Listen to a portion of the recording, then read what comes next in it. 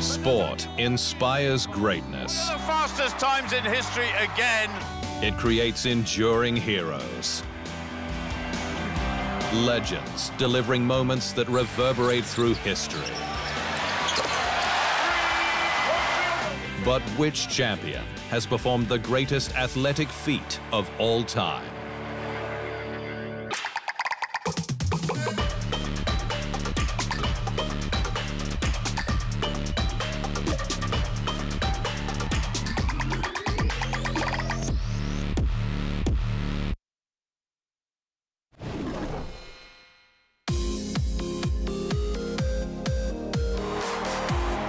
The Olympic motto is Citius, Altius, Fortius.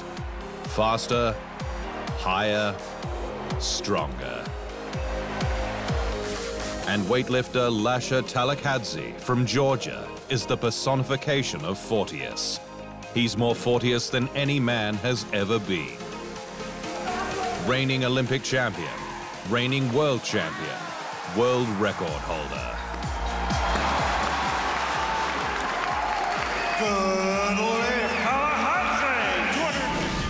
Armand Mondo Duplantis is sports Mr. Altius. He's gone higher than any athlete, vaulting on his pole to heights thought impossible just a few years ago. Reigning Olympic champion, reigning world champion, world record holder. And who doesn't know about the Citius guy, Usain Bolt, the fastest human on the planet. Now retired, but three-time Olympic champion in the ultimate test of speed, the 100 meters dash. Three-time world champion, world record holder. Lemaitre third, but there's only one Usain Bolt. These three supreme athletes represent excellence in sport. And in the quest to find the greatest athletic feat of all time, they are certainly in the mix. But just what defines an athletic feat is the question that must first be asked. It's not cheese rolling. It's not hot dog eating. And it certainly is not toe wrestling.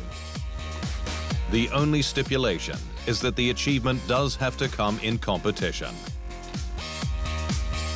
So any extreme activities like free solo climbing or base jumping are out. Not only impossible to compare, but too expensive and difficult to get into. And downright dangerous.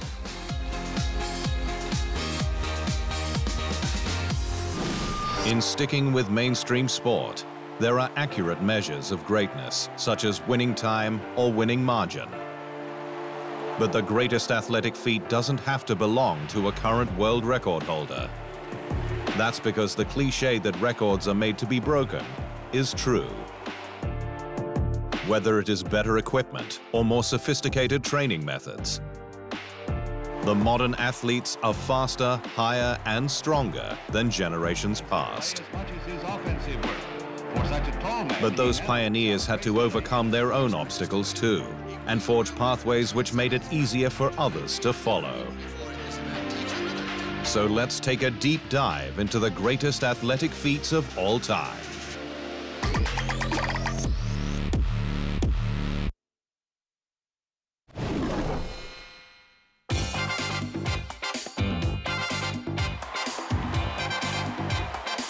Imagine if it happened in the NBA today. A player scoring 100 points in an NBA game would undoubtedly be considered one of the greatest athletic feats of all time. Wilt Chamberlain did it in 1962, and despite his standing in the game and all the iconic footage that survives of this mercurial scoring machine, there's not a single second of vision of the actual match. He's the first man to score 100 points in a single game. There are few records left for Wilt to tilt. A hastily scribbled 100 on a piece of paper is the only record of it. The guy they called the Big Dipper posing in the dressing room after carrying his Philadelphia Warriors to a 169-147 win over the New York Knicks. Back then, the NBA was not the massive business that it is today. The 100-point game was played in Hershey, the Pennsylvania city best known as the home of a chocolate factory, and it was not even televised. Chamberlain would become one of the main men in growing the NBA, and in this 1961-62 season, he averaged a single-season record of 50.4 points per game.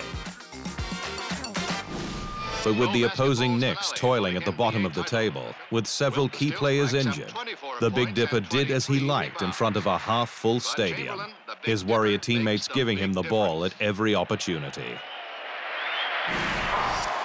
That's why these days some say Wilt's 100 takes a back seat to Kobe's 81, Kobe Bryant's dazzling display in 2006 against the Toronto Raptors.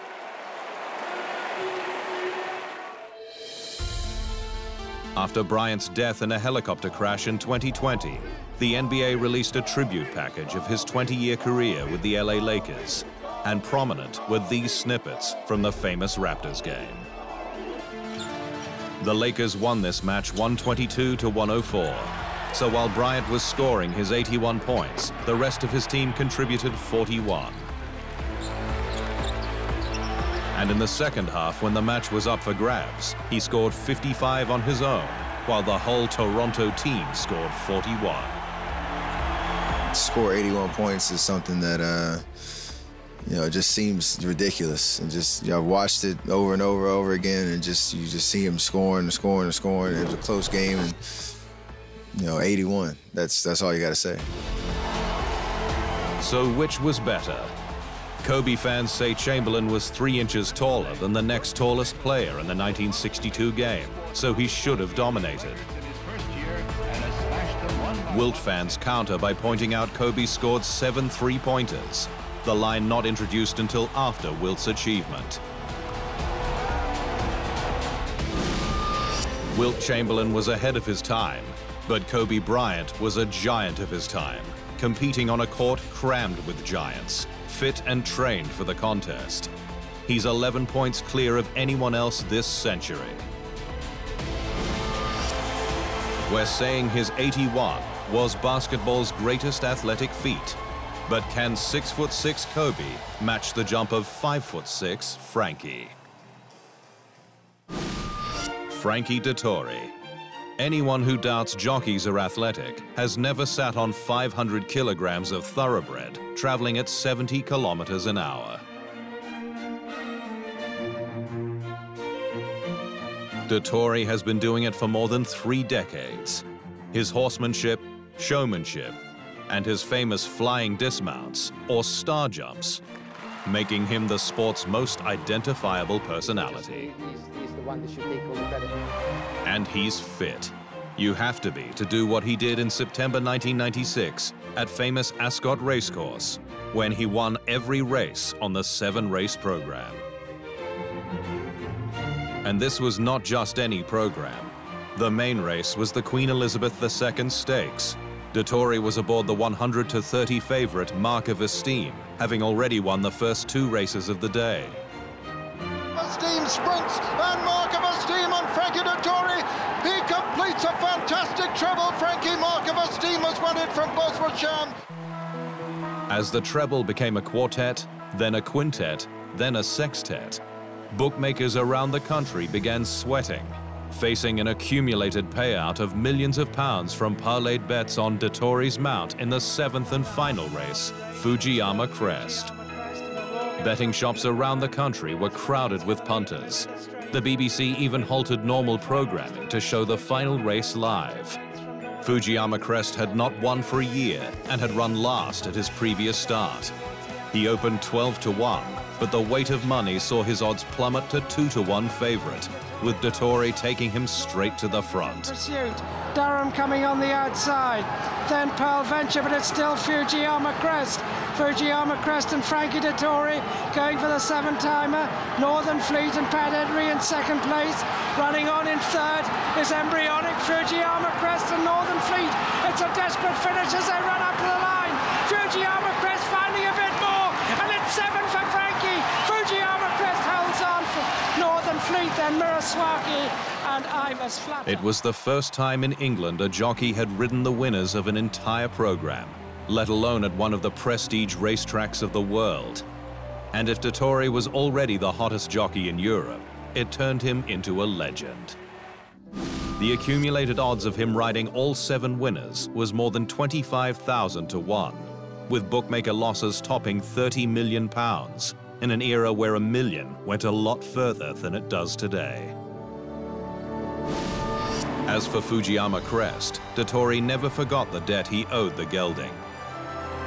When he was to be sold near the end of his career, Dettori bought him and gave him a home for life on his property near Newmarket.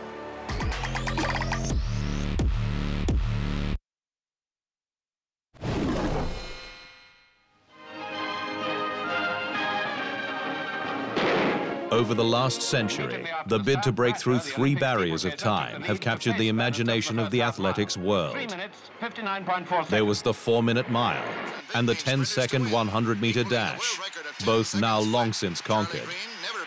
And still the more modern barrier of 2 hours for the marathon, beaten in manufactured fashion by Eliud Kipchoge, but not to the satisfaction of the purists, nor those who make the rules.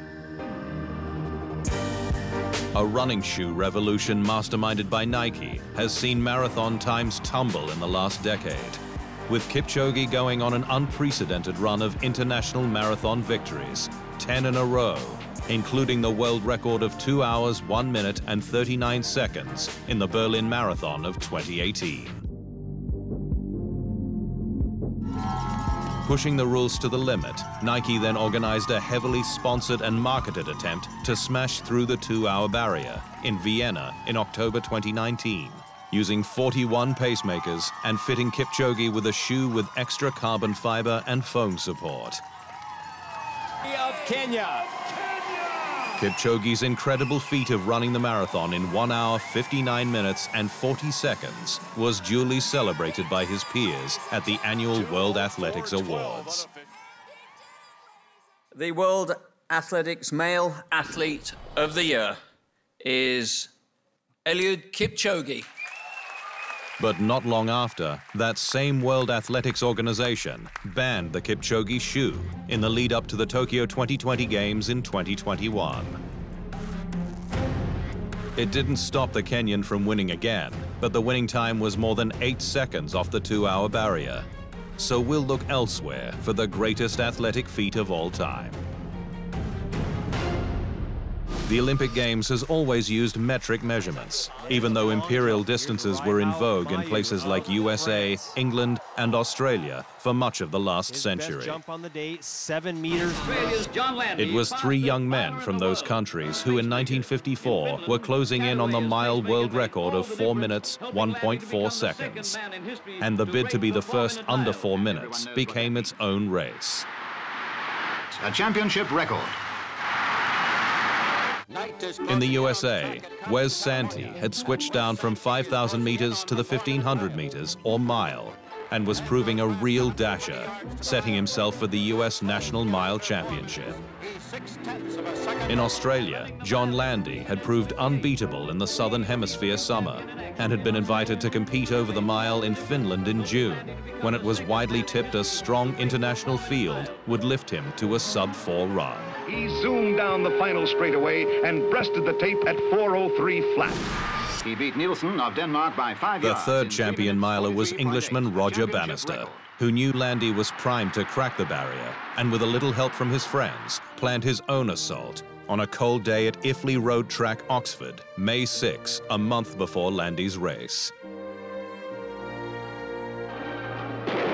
While 6 runners took off at the special meet between British AAA and Oxford University, Bannister and his 2 pacemakers quickly broke away from the rest. As part of a meeting between the Amateur Athletic Association and Oxford University. Breaking the wind in front was Chris Brasher, who would one day achieve what Roger Bannister never did, win Olympic gold, taking the 3,000 meters steeplechase at Melbourne 1956. Bannister took cover behind him, and waiting behind Bannister was Chris Chataway. Like Brasher, Chataway was better over longer distances. Later in 1954, he would win the Commonwealth Games 3-mile gold medal. On this day, he used his stamina to take the lead when Brasher dropped away, and Chataway carted Bannister around the third lap before the star of the show took over with just under 300 meters to go. Bannister had begun his day in medical training at a London hospital before taking a train to Oxford. With gusty winds through the afternoon, he was close to pulling out of the record attempt, but the wind dropped just in time. As he did throughout his life as a neurologist, he gave it everything. He'd obviously used up his last ounce of energy, but what an achievement for Bannister and Britain. Bannister was right to have been fearful of Landy beating him to the record, because 46 days later in Finland, the Australian broke the Englishman's world record, clocking 3 minutes 58. But it was Sir Roger Bannister, eminent neurologist and academic, who was the inspiration for all those who followed. The man who proved impossible is nothing by breaking the 4-minute mile barrier. In the mile, there is time to plan and think. No such luxury in the 100 meters dash, where the race to break the 10-second barrier was not quite so intellectual, either by the runners or the timekeepers. The reason that breaking the 10-second barrier never captured the imagination the way the 4-minute mile did, or the 2-hour marathon will, is because the progression came at a time when automatic timing was just gaining worldwide acceptance. In the 1960s, no less than 10 runners shared the highly unreliable hand-timed record 10 seconds flat, until Jim Hines was hand-timed at 9.9 seconds in June 1968, and then auto-timed at 9.95 at the Mexico City Olympics. Even then, the high-altitude conditions in Mexico had many devaluing the achievement. It would be 15 years until Hines' mark was bettered by Calvin Smith, 19 years before it was temporarily broken by the disgraced drug cheat Ben Johnson, and 20 before Carl Lewis finally emerged from the controversial Games of Seoul 1988 with the gold medal and a world record of 9.92 seconds.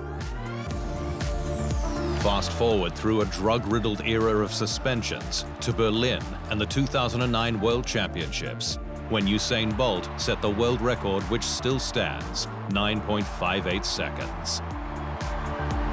That's the same meeting where he also ran 19.19 in the 200 meters, the other sprinting record which still stands. The thing to remember is that there were 4 days between those two world records, so there was time to recover, unlike another stunning sprinter who we'll come back to later.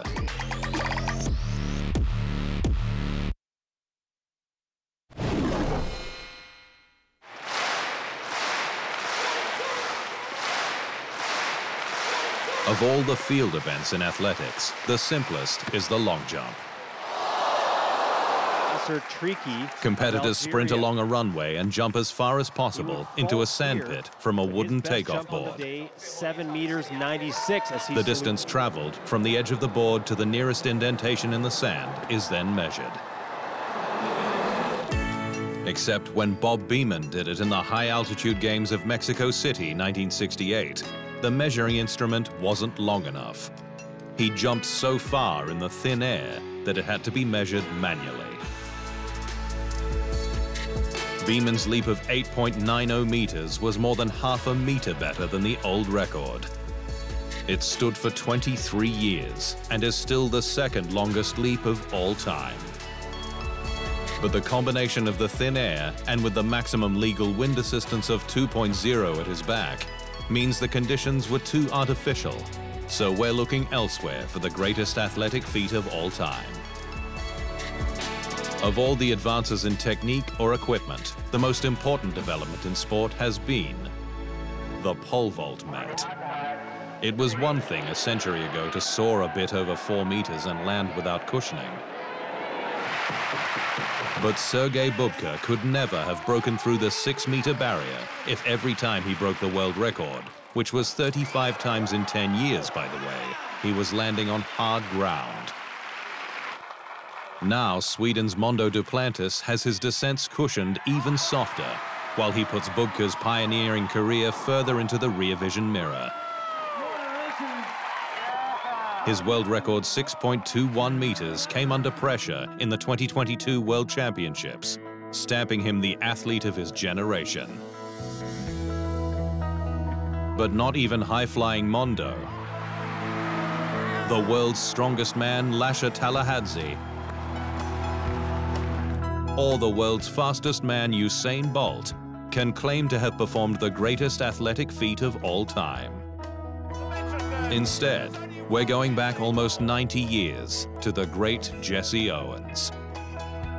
Owens famously won 4 gold medals at the 1936 Olympics, but good as that was, it's not the feat we're talking about.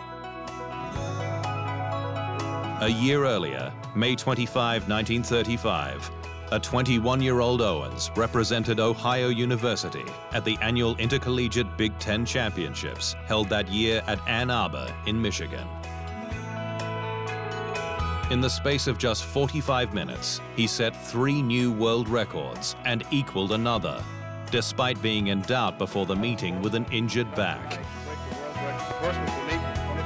Back then, USA Athletics meets were staged under imperial measurements, and at 3:15 p.m., Owens bolted down the straight to win the 100-yard dash in 9.4 seconds, equaling the world record. 10 minutes later, instead of resting for his next race, he had time for just 1 leap in the long jump. He cleared 26 foot 8 inches, setting a new world record by 6 inches. Converted to metrics, the distance of 8.13 meters stood for 25 years. Even today, that leap would have finished 6th in the 2020 Tokyo Olympic final. At 3:35 p.m., Owens lined up for the 220-yard dash, his winning time of 20.3 seconds, obliterating the old world record by 0.3 of a second.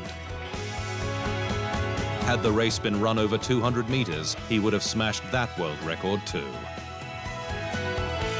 Then, 25 minutes later, at 4 p.m., Owens did something even more extraordinary. He lined up in the 220-yard low hurdles, a race no longer on the World Athletics program, but a regular event in college athletics back then. He ran it in 22.6 seconds, another world record, the first time anyone had broken 23 seconds. His 45-minute heroics rocketed Owens into public celebrity, and he instantly became the athlete everyone wanted to see at Berlin 1936. Well, almost everyone. His 4 Olympic gold medals entered folklore, but he at least had some recovery time between each of them. To do what he did for Ohio beggars belief. Jesse Owens performed the greatest athletic feat of all time.